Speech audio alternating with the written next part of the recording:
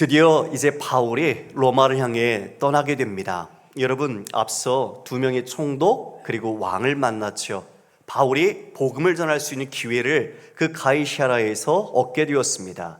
비록 죄수로 미결수로 갇힌 채 말이죠.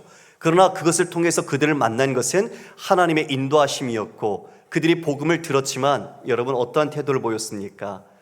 다시 와라, 나중에 듣겠다. 복음에 대해 회의적이었고, 또 자신이 가지고 있는 자리와 권력을 지키기 위해서 자신이 스스로 그 모든 복음을 거부하는 모습들을 우리는 살펴봤습니다.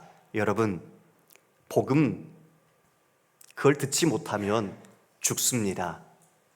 복음, 그건 정말 기쁜 소식입니다. 근데 그 기쁜 소식이 자신의 삶의 어떤 이해적인 관계, 그리고 자신이 지키고자 하는 권력, 그리고 그 복음에 대하여 자신의 마음을 솔직하게 결심하지 못하는 우리 인간의 민낯과 군상을 다 보았습니다. 주님께서는 그들에게도 복음을 전하게 하셨죠. 그리고 이제 이달리아로 이제 복음을 들고 떠날 수 있도록 인도하십니다.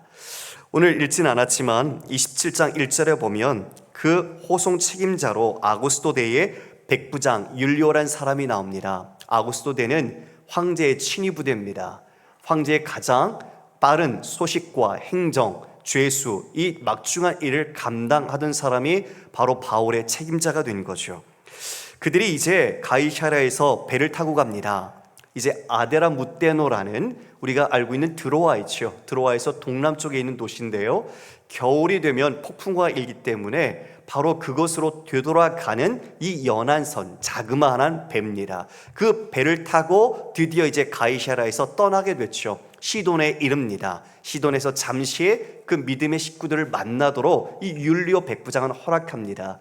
아무래도 그 예루살렘 박해 때 그 믿음을 가지고 복음을 전파했던 사람들이 그곳에서 있었던 거죠.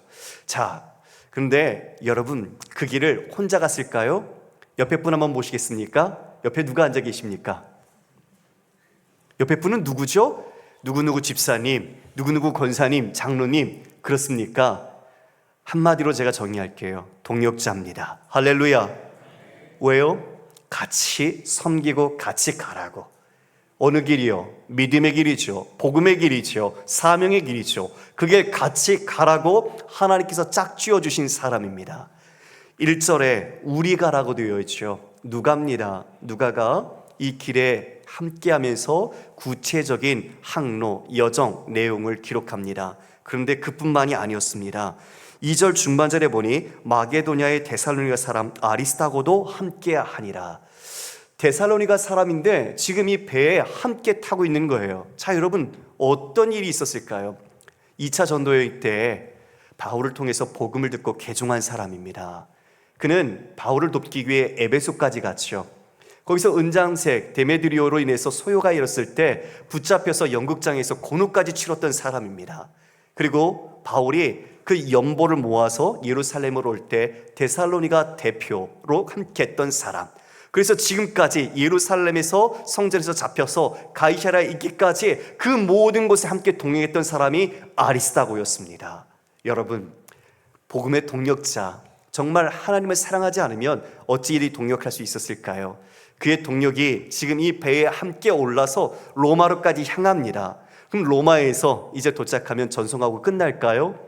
성경은 그렇게 기록하지 않습니다. 여러분, 저를 보십시오. 골로새서 4장 10절 말씀 우리 함께 읽겠습니다. 시작. 나와 함께 갇힌 아리스다고와 바나바의 생질 마가와 이 마가에 대하여 너희가 명을 받았으며 그가 이르거든 영접하라. 여기에 나와 함께 갇혔다라는 표현이 나옵니다. 로마에서 지금 이 아픔을 이야기하며 글을 쓰고 있는데 누가 같이 있죠? 아리스다고가. 여러분, 아리스다고가 자원해서 로마에 연금되어 있는 바울과 함께하고 있어요. 끝까지 그 믿음의 길 동력자로서 함께 가고 있는 거죠. 가끔 외롭다, 혼자 있는 것 같다라고 느낄 때가 있습니다. 사역을 하다 보면 홀로 광야에 던져진 것 같은 느낌이 들 때가 있죠. 그런데 주님은 홀로 두지 않으십니다. 주님은 우리와 함께 하시고 우리에게 옆에 사람들을 붙여주시죠. 그리고 그 주님께서는 친히 자원을 주셔서 우리와 함께 하나님의 뜻을 이루어가게 하십니다. 그래서 우리는 외롭지 않습니다. 그래서 우리는 더욱더 힘을 낼 수 있습니다. 여러분, 정말 하나님의 일하심이 얼마나 신기한지 몰라요. 여러분 한 분 한 분의 삶에 나 혼자 있는 것 같지만 하나님은 여러분도 모르는 분들이 여러분을 위해서 기도하고 있다는 걸 아셔야 합니다. 여러분 홀로 눈물 짓지만 그 순간 누군가 여러분을 위해서 중보하고 있고 기도하고 있다는 걸 잊지 마십시오. 성령께서 먼저 기도하고 계시고 여러분을 사랑하고 여러분을 아끼는 교우들이 또 믿음의 지체들이 함께 기도하고 있다는 걸 결코 잊지 마십시오. 그래서 우리는 절망이 아니라 다시 믿음의 소망으로 일어날 수 있습니다. 바울이 상황을 보면 절망할 수밖에 없지 않겠습니까? 더 이상 무슨 소망이 있어 보입니까? 자신이 죄수로서 이제 로마로 향하는 그 사람들이 보기에는 억울한 모습. 그러나 바울은 결코 자신의 믿음을 잃어버린 모습이라든지 세상의 관점에서 자신이 주눅든 모습을 보이지 않았습니다. 당당하게 오늘도 그 길을 갑니다. 자, 지도를 한번 보겠습니다. 항해 지도입니다. 여러분 보신 것처럼 가이사랴에서 출발해서 시돈에서 잠시 머물렀다가 이제 거기서 가이사랴에서 아데라무떼로 배를 타고 갔지요.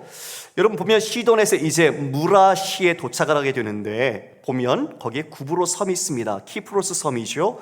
그 위쪽으로 갔어요. 근데 원래는 그 길로 가지 않습니다. 시돈에서 무라는 구브로 아래쪽을 향해서 올라가는 것이 더 빠릅니다. 그런데 저때 맞바람, 서풍이 불었습니다. 그래서 서풍 때문에 그 구브로 섬을 바람막이 삼아서 북쪽 해안을 통해서 무라까지 가게 됐죠. 그리고 무라시에서 이제 알렉산드리아 배를 타게 됩니다. 그 배는 연안선이 아닙니다. 화물선, 우리 흔히 말하는 아주 큰 배죠. 곡물을 싣고 이제 알렉산드리아에서 출항을 해서 저 로마로 향하는 배입니다. 그 무라시에서 그 배를 탔습니다. 그런데 바람이 심상치 않습니다.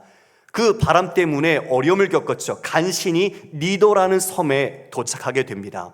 원래는 그곳에서 가로질러 지중해를 건너 로마로 바로 향할 수 있지만 바람이 거센 상황으로 크레테 섬이죠. 그레데 섬 쪽으로 내려오죠. 그래서 거기에 보면 살모네라는 그레데 섬의 북동쪽을 지나서 그리고 라세아시아에서 가까운 미항이라는 곳에 이르게 됩니다. 그 미항 아름다운 곳이지만 그곳은 작은 항이에요. 276명이 지금 이 배에 타 있는데 그곳에서 함께 머물기가 좀 어려웠던 항구이기도 했습니다. 자, 여러분 그림을 내려드리겠습니다. 9절을 함께 우리가 읽어볼까요? 27장 9절입니다. 시작.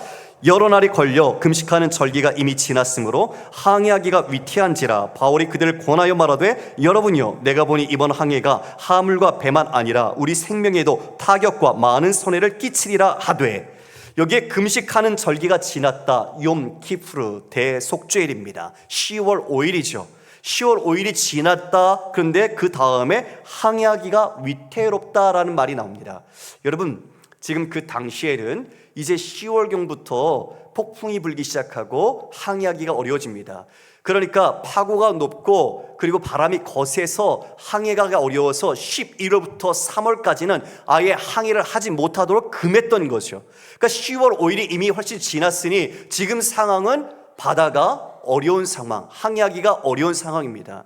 여러분 바울이 전도하면서 어떤 사람일까요? 11번 이상의 항해를 했고 3번이나 파선의 위기를 겪었던 사람입니다. 산전수전을 다 겪었던 사람. 여러분 그 사람의 말을 들어야 할까요? 듣지 말아야 할까요?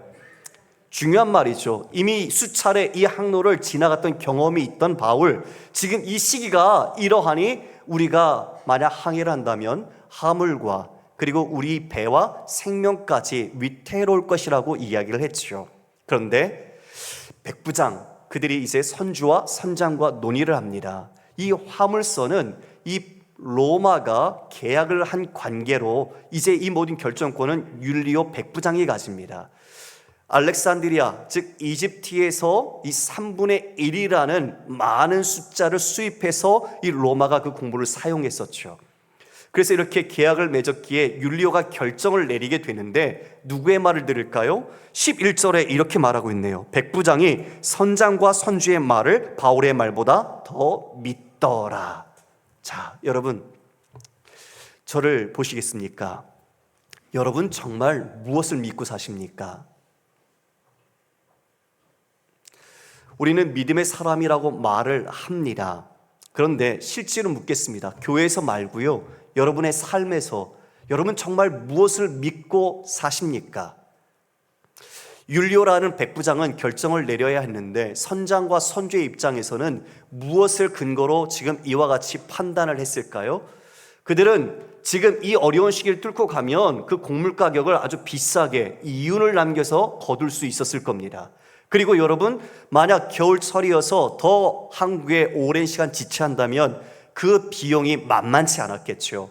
결국 뭘까요? 돈의 문제, 경제적 이익의 문제입니다. 그러니까 지금 항해하기가 좀 어려워도 우리가 이거 뚫고 가면 돈 많이 거둘 수 있어, 우리가 이익 많이 남길 수 있어, 그렇게 먼저 판단했던 거죠. 그리고 백부장의 입장에서는 선주와 선장, 여러분 그 지위와 권력이 힘 아닙니까? 지금 바울은 죄수입니다. 그러니까 죄수의 말을 듣겠습니까? 선장과 선주의 말을 듣겠습니까? 선장과 선주의 말을 듣겠죠. 그것이 더 전문가적 입장이라고 느껴졌겠죠.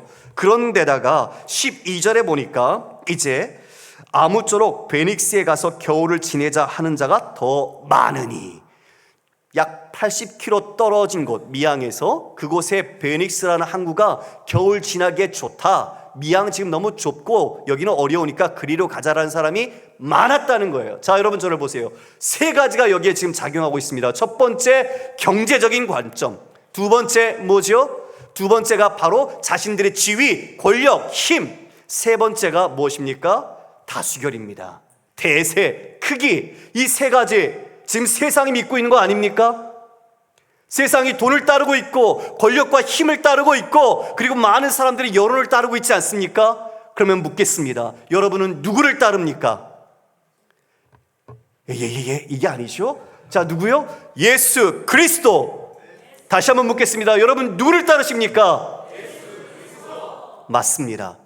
우리는 영적인 지혜와 생명의 말씀을 가지고 이 땅에서 사는 사람입니다. 그런데 여러분은 지금 무엇을 믿고 무엇을 근거로 결정하며 살고 있습니까? 지금 이 세 가지가 바로 이 선장과 선주가 자신들이 율리오에게 이야기하고 결정되었던 근거입니다. 여러분은 무엇을 근거로 판단하시고 여러분은 살고 계십니까? 우리가 이 안에서 인생을 보게 돼요. 자, 베닉스로 가자 출항했습니다. 13절이니까 남풍이 순하게 불었어요. 봐라, 결정 잘했지? 이제 진짜 우리는 베닉스 금방 갈 거야. 하루면 갈 수 있는 거리거든요.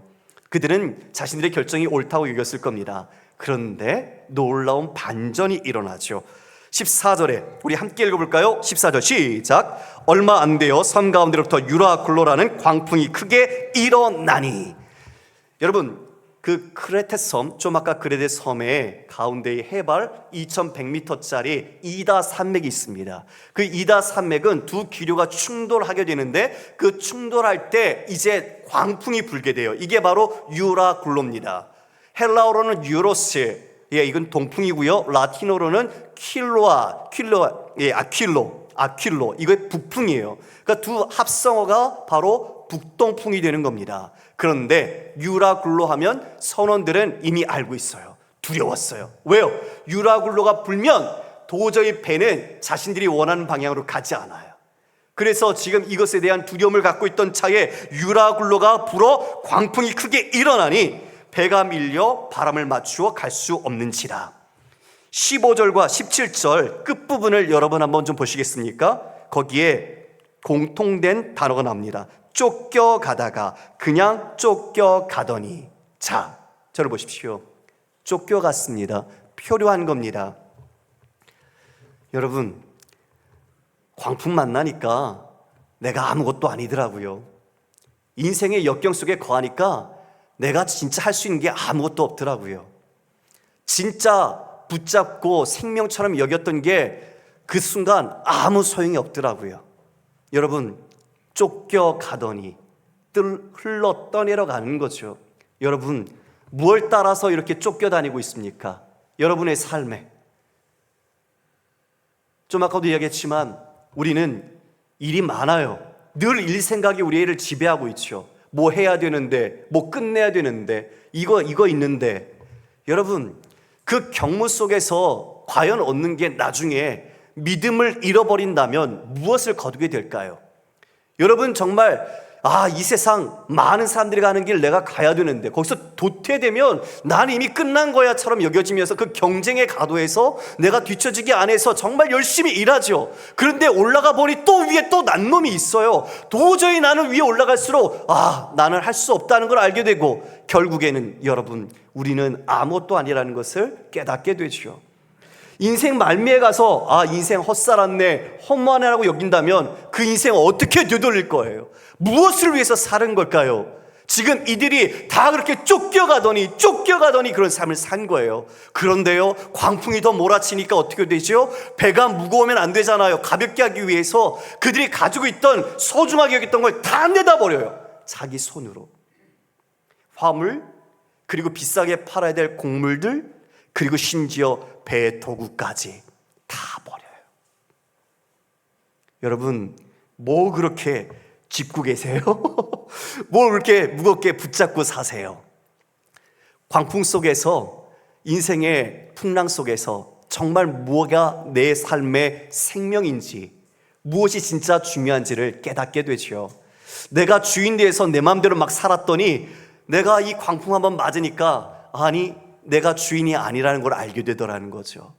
그리고 인생의 주인, 바로 그분을 찾게 돼요.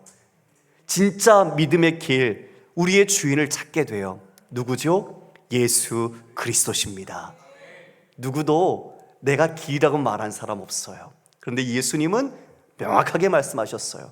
내가 길이요 진리요 생명이다.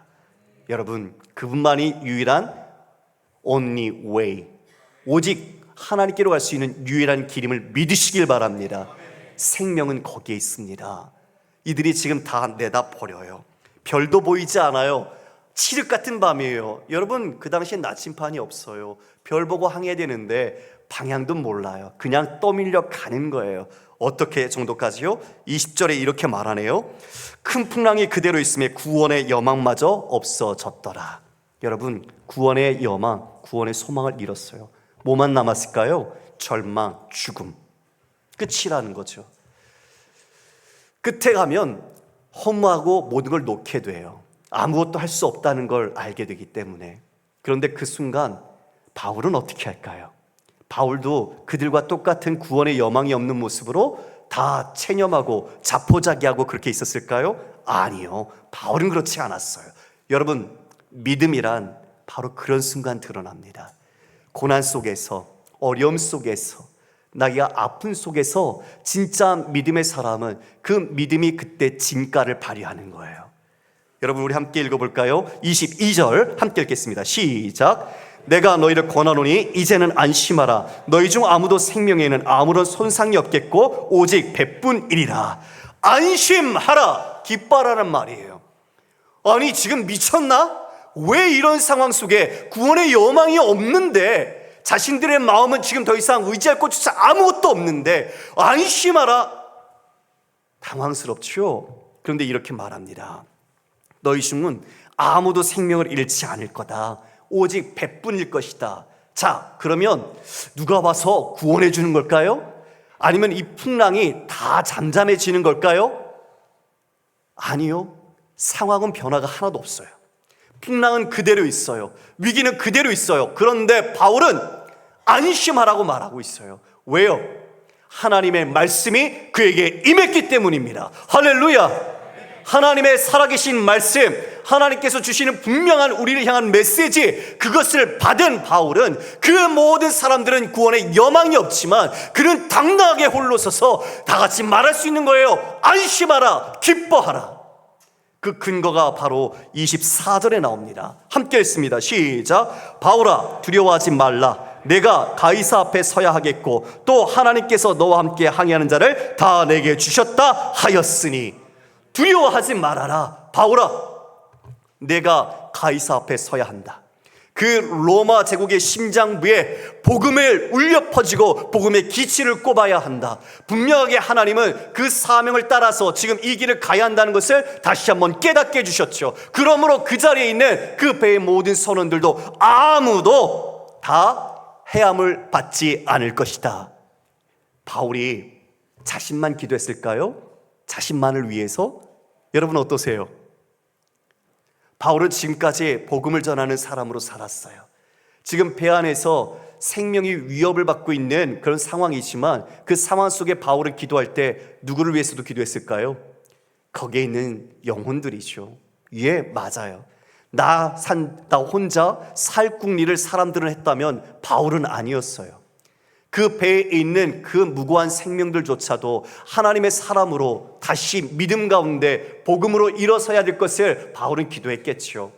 하나님 응답하시네요. 그 생명 해할 자 해함 입지 않을 것이다. 아무도 그 생명의 해함을 받지 못할 것이다. 여러분, 바울은 어려운 순간 속에 하나님께서 말씀으로 늘 새롭게 힘을 주셨던 걸 기억합니다. 빌립보 감옥에 갇혔을 때도 바울과 실라가 찬송과 기도할 때 옥문이 열렸죠. 그리고 고린도에 있을 때에도 대적자들로 인해서 어려움을 겪었어요. 그때 하나님께서 말씀해 주셨습니다. 우리 사도행전 18장에 있는 말씀 함께 읽어볼까요? 시작. 밤에 주께서 환상 가운데 바울에게 말씀하시되 두려워하지 말며 침묵하지 말고 말하라. 내가 너와 함께 있음에 어떤 사람도 너를 대적하여 해롭게 할 자가 없을 것이니 이는 내 이성 중에 내 백성이 많음이라 하시더라. 두려워 말아라. 담대하라. 내가 너와 함께한다. 너가 주눅 들지 말고 담대하게 하나님의 이 말씀 복음 선포하라고 말씀하셨어요. 예, 맞아요. 하나님이 함께 하셨어요.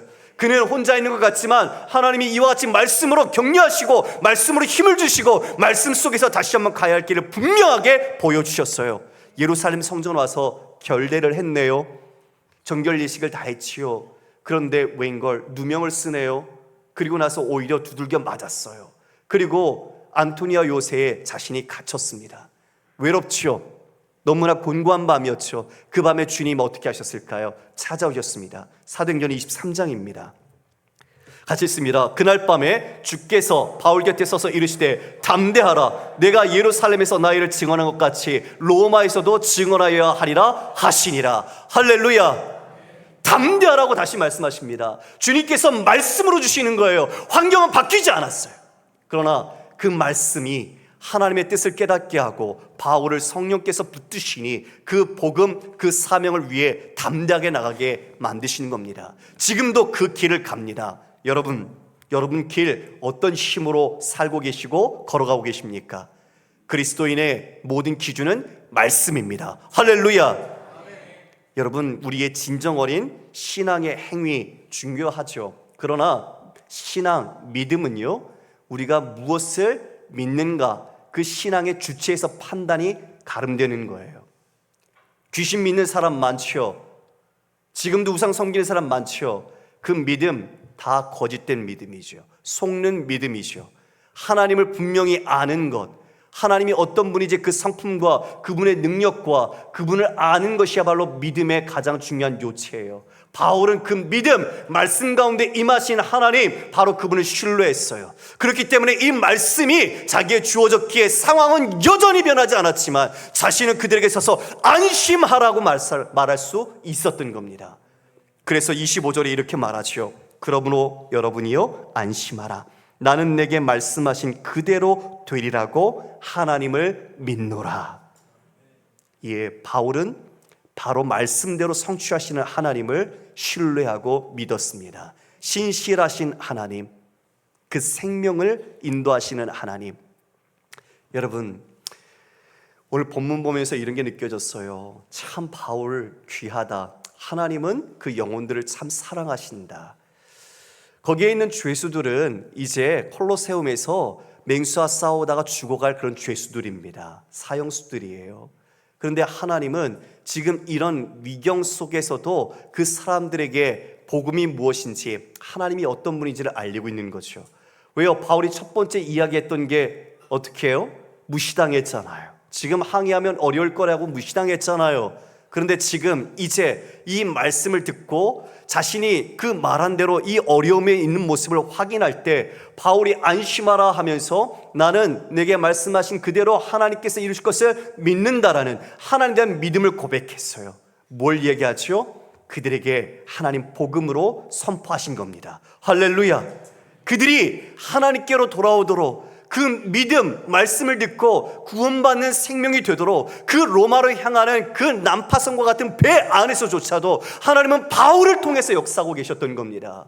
이게 우리 삶의 사명입니다.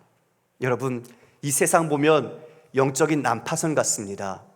세상 사람들은 자기들이 길을 잘 가는 것 같아요. 잠깐 남풍 불어서 순적하게 가는 것 같아요. 그러나 곧 유라굴로 광풍이 들이닥칠 것이고, 그리고 스르디스라는 이 리비아 해안에 있는 모래톱, 바로 거기에 걸리면 마지막 운명은 죽음입니다.